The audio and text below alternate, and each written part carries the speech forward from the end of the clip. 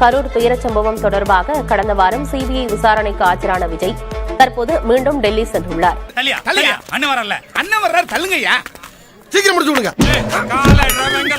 சில கேள்விகளுக்கு கொஞ்சம் பதில் அப்படிங்கிறது திக்குமுக்காட செய்ததாகவும் சொல்லப்படுகிறது. எல்லா பக்கமும் அணை கட்டுறாங்களே. ஆளை பார்த்தா இந்திக்கார மாதிரி தெரியல. பேர் என்ன? குமார். குமாரா? சுனில் குமார் சார். படிச்சு பார்த்ததுல கையெழுத்து போடு.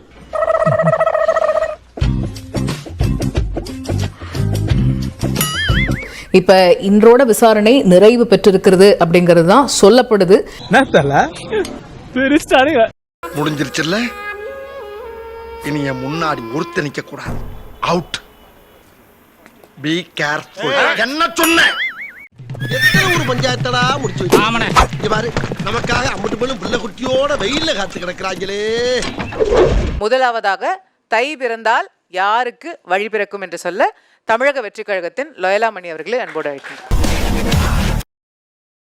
ரீரெக்கார்டிங் இல்லாம பார்த்தா ரிச்சாகார மாதிரியா இருக்கிறான். தை பிறந்தால் யாருக்கு வழி பிறக்கும்? தைப்பூசம் வரப்போகுதுன்னா போதும், இந்த மாதிரி வேலை வெட்டி எல்லாம் வேஷம் போட்டு கிளம்பிட்டாங்க வசூல் பண்றதுக்கு. 2 ஆண்டுகளுக்கு முன்பே தமிழ்நாட்டிற்கு அண்ணன் விஜய் அவர்களால் வழி பிறந்து விட்டது. என்னடா சொல்ற? தீய சக்தி திமுகவிடம் இருந்து தமிழ்நாட்டிற்கு தமிழக வெற்றி கழகத்தின் சார்பாக வழி கிடைக்க போகிறது. பாலுக்கு காவல் பூனையா? மச்சான், அப்ப நான் பாலா? நீ பால் இல்ல. வெள்ளித்திரையில் வெற்றி நாயகனாக ஜொலித்தவர் அண்ணன் விஜய் அவர்கள். இவனுக்கு ஒரு சீட் எடுத்து பாருங்க ஐயா, வெறும் பொய்யா சொல்லிக்கிட்டு தெரியலாம். அரசியல் களத்தில் ஜொலிக்கிறார் மக்கள் நாயகனாக. மறுபடியும் போய் சொல்லாத. அந்த மக்கள் நாயகனை வீழ்த்துவதற்காக ஜனநாயகனுக்கே இம்புட்டு சிக்கல். நம் அண்ணன் விஜய் அவர்கள் தடையை பார்ப்பது இது புதுசு கிடையாது. எவ்வளவு அடி வாங்கினாலும் சத்தமே வராது, ஓடுனது கிடையாது. தடை என்றால் அதை உடை. வெங்காயம். அந்த தடையை உடைப்பதற்கு இளைஞர் படையும் மக்கள் படையும் தயாராக இருக்கிறாங்க. லயலா மணி பேசும்போது தடை அதை உடை என்று சொன்னார் விஜய். தலைவா படத்தை எப்படி உடைச்சாரு? ஐயோ, நம்ம மைண்ட் அங்க போகுது. இந்த திரைப்படம் சில தவிர்க்க முடியாத சில காரணங்கள்னால ரிலீஸ் ஆகலை. இதை நாங்கள் ஒரு அப்பாயின்மெண்ட் கேட்டிருக்கோம். அவங்க கூடிய சீக்கிரம் எங்களை மீட் பண்ணுவாங்கன்னு நாங்கள் நம்புகிறோம்.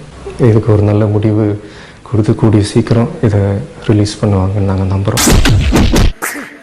சத்தமா பேசுங்க, காது கேட்கல. அம்மா சத்தமா பேசுங்க. அம்மா அம்மா தடைனா சும்மா பிச்சு உதறிடுவார்ல, அந்த அளவுக்கு நான் ஒரு டம்மி பீஸ். ஜனநாயகனுக்கு சென்சார் கொடுக்க மாட்டேங்கிறாங்க. விஜயை தவிர அவ்வளவு பேரும் கண்டிக்கிறான். கருத்து சுதந்திரத்துக்கு ஆபத்துன்னு விஜய காணும். இதுல அவரு அப்படி கிடுகிடுன்னு நடுங்குதான். எங்க நடுங்குது? அவரே குளிர் ஜுரத்துல படுத்திருக்கிறார் பனையூர் பங்களால. எவ்வளவு மானம் கட்டு போய் தெரிய வேண்டியிருக்கு தெரியுமா? பேசுறாங்க பேச்சு. லேப்டாப் இவங்க கொடுத்துட்டாங்க. இந்த லேப்டாப்ல பாத்தீங்கன்னா ஐயா ஸ்டாலின் அவர்களுடைய புகைப்படம், ஐயா கருணாநிதி அவர்களுடைய புகைப்படம் கொடுக்கும்போது இருந்துச்சு. வாங்கின உடனே நம்ம பசங்க என்ன பண்ணிட்டாங்க, ஸ்டாலின் போட்டோவை எடுத்துட்டாங்க. அதெல்லாம் உனக்கு ப்ரௌடா? அதுல உனக்கு பெருமையாடா? ஐயா கருணாநிதி அவர்களுடைய போட்டோவை எடுத்துட்டாங்க. எடுத்துட்டு நம் வெற்றி தலைவர் அண்ணன் விஜய் அவர்களுடைய புகைப்படத்தை அந்த லேப்டாப்ல ஒட்டுறாங்க. யார் இவர்? இந்தியாவுடைய முதல் கவர்னர் ஜெனரலா? இவர் போட்டோவை கொண்டு வந்து இங்க மாற்ற? டேய் நல்லா பாடுறா. செவத்துல கண்ணக்கோல் வைக்கிற திருட மாதிரி இருக்கு. இவன் போட்டோவை கொண்டு வந்து செவத்துலயே மாற்ற. இந்த நாய் போட்டோவை மாட்டி வைக்கிற.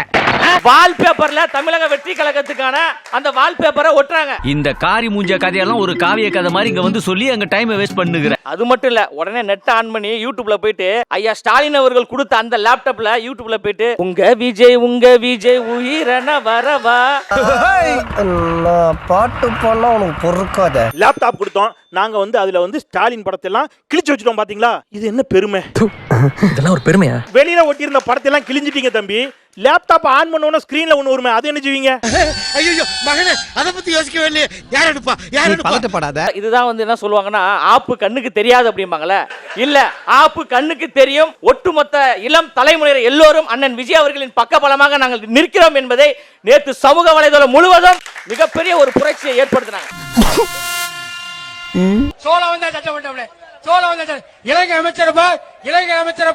இலங்கை அமைச்சர் மாடு முன்னாடி ஏசி காரெல்லாம் கூட்டு வர மாட்டேன். ஏசி ஒருத்தர் தொட்டு பாரு. ஆகா தொட்டு பாரு. சூப்பர் தொட்டு பாரு. சூப்பர் சூப்பர் சூப்பர் காட்டிட்டு பேசுறா. பொங்கல் தொகுப்பு 4 வருஷம் மறந்துட்டாங்க. இப்ப திடீர்னு பொங்கல் தொகுப்பு 3000. என்ன எரியுதுங்களா? அட எரியத்தான் செய்ய. அப்படிதான் எரிங்க. ஏன்னா தேர்தல் வருது, அப்ப கூட அந்த 3000 வாங்கிட்டு என்கிட்ட ஒரு 4 பேர் என்னங்க ஜனநாயகம் படம் வரல, வந்துருச்சா டிக்கெட் புக் பண்றதுக்காக இந்த காசு பயன்படுமே. மனுஷனே இல்ல தெரியுமா? எவ்வளவு பெருமையா சொன்னாங்க பாருங்க. அரசு பொங்கலுக்கு 3000 ரூபாய் கொடுக்குது. அந்த 3000 ரூபாய் வாங்கி 50 ரூபாய் டிக்கெட்டை 3000 ரூபாயில பிளாக்ல விக்கிறாங்க. அந்த 3000 வாங்கி ஜனநாயகன் திரைப்படத்திற்கு போவோம். தம்பி இதெல்லாம் பெருமை இல்ல தம்பி, கேவலம்.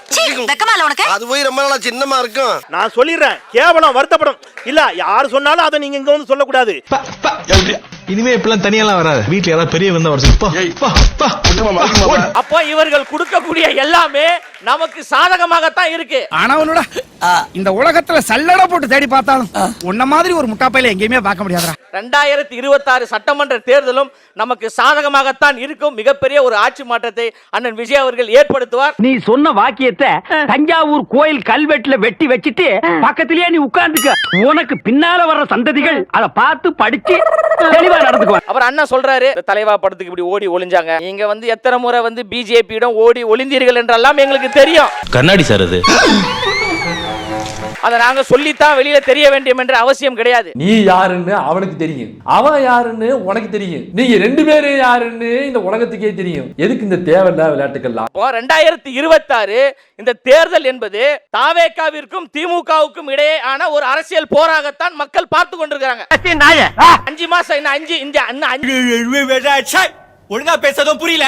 5 மாசத்துல தமிழ்நாட்டின் முதலமைச்சராக, புதிய முதலமைச்சராக ஜோசப் விஜய் நான் என்று அண்ணன் விஜய் அவர்கள் கையெழுத்து போடதான் போறாங்க. குடுக்குற டயலாக் ஒட்டி பேசு, ஓவரா பேசாத. ஆசிச பிஜேபியை கொள்கை எதிரியாக பார்க்கிறோம். பட்டையும் புட்டும் வச்சிருந்தா நல்லவன் நம்பிடுவோமா? 30 ஆண்டுகளாக திரைத்துறையில் இருந்த அண்ணன் விஜய் அவர்கள் இவ்வளவு பெரிய இடத்துக்கு வருவதற்கு காரணம் தமிழ்நாட்டு மக்கள். அப்ப இந்த மக்களுக்கு உதவி செய்ய வேண்டும், அதற்கு ஆட்சியும் அதிகாரமும் தேவைப்படுகிறது என்ற அடிப்படையில் ஒரு அரசியல் கட்சி ஆரம்பிச்சு வராரு. எவ்வளவு டீசெண்டா பிச்சை எடுத்துட்டு இருந்தேன், அதே செய்ய வேண்டியதானே? எதுக்கு தேவையில்லாம இதுக்குள்ள வர? வருகின்ற பொழுது கொள்கையை சொல்றாரு, கோட்பாடுகளை சொல்றாரு, செயல் திட்டங்களை சொல்றாரு. என்னப்பா? அதனை அவன் இதனால் இவன் முடிக்கும் என்றாய்ந்து அதனை அவன் கண் விடல். ஒண்ணும் பயப்பட வேணாம். திருக்குறள். ரொம்ப நாளா பூக்கடையில வேலை பார்த்துட்டு இருந்தான். அவனை பூக்கடையில ஒருத்தன் வேலை பார்த்துட்டு இருந்திருக்கான். திடீர்னு புடிச்சு பட்டாசு கடையில வேலை பார்க்க விட்டாங்க. ஒரு பட்டாசு கடையில, ஒரு வெடி கடையில உட்கார வச்சிருக்கானுங்க. படக்குன்னு தண்ணி அள்ளி எல்லா பட்டாசுலையும் தொளிச்சு வச்சிட்டான். இல்ல தண்ணியை புடிச்சிட்டு பட்டாசு மேல தெளிச்சிட்டு இருந்திருக்கான். பிடிக்கிறவங்க ஏற்றுக்கொள்ள போறாங்க, பிடிக்காதவங்க கடந்து போறாங்க.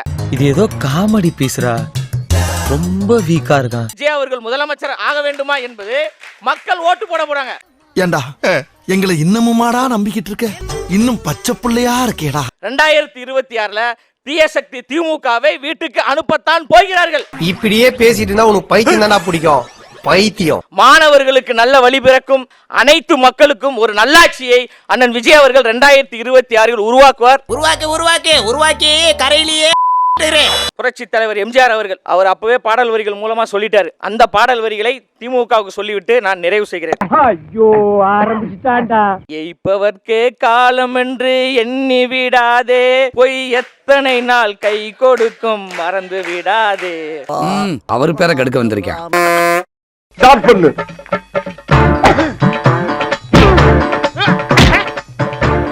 இங்கிட்டு வா.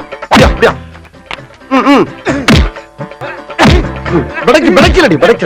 மண்டல மட்டும் அடிச்சிடாத, குலக்கேசல் உள்ள போயிருவேன். சரியா? உங்க வீட்டு பிள்ளையா நினைச்சு எல்லாரும் என்னை மன்னிச்சிருங்க.